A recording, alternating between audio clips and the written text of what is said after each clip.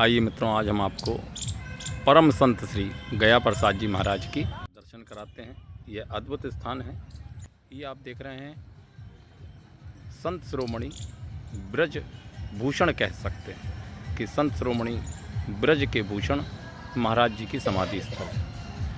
यानी कि यहाँ पर भगवान श्री कृष्ण उस समय आया करते थे बाल स्वरूप में, जब यह संत शिरोमणि यहाँ पर तपस्या किया करते थे। ये ब्रज का क्षेत्र है, ब्रज भूमि है, गोवर्धन परिक्रमा मार्ग है और इस गोवर्धन परिक्रमा मार्ग में इन गया प्रसाद जी महाराज संत शिरोमणि की समाधि यहाँ पर है। यहीं पर इन्होंने तपस्या की, अपना संपूर्ण शेष जीवन यहीं पर व्यतीत किया।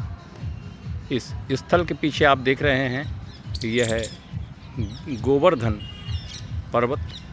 पर्वत नहीं कहना चाहिए, गोवर्धन महाराज, यानी कि ब्रह्मशिलाएँ यहाँ पर ब्रह्मशिला स्वरूप में श्री गोवर्धन नाथ जी विराजमान हैं और ये उनकी समाधि स्थल है।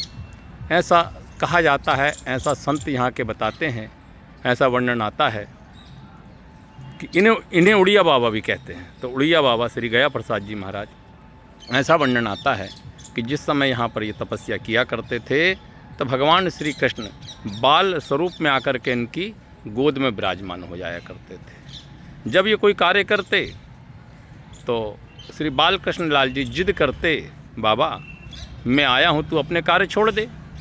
लेकिन ये कहते कन्हैया तू जा, मुझे अपना कार्य करने दे। जब ये तपस्या में रहते, लाला आकर के गोदी में बैठ जाते तो ये कहते लाला तू जा, मुझे ध्यान करने दे, कार्य करने दे।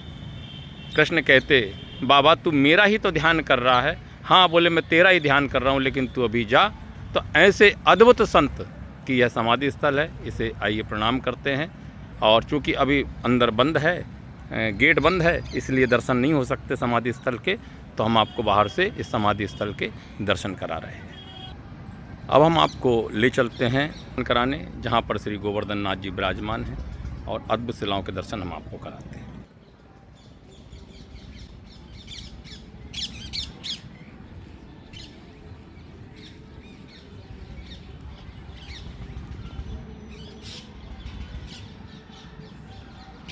अब आप यहाँ से दर्शन कर रहे हैं अद्भुत ब्रह्मशिलाओं के। ये गोवर्धन की तलहटी है और यहाँ पर लोग बैठ कर के ध्यान, पूजा, तपस्या करते हैं, भगवान का नाम जप करते हैं।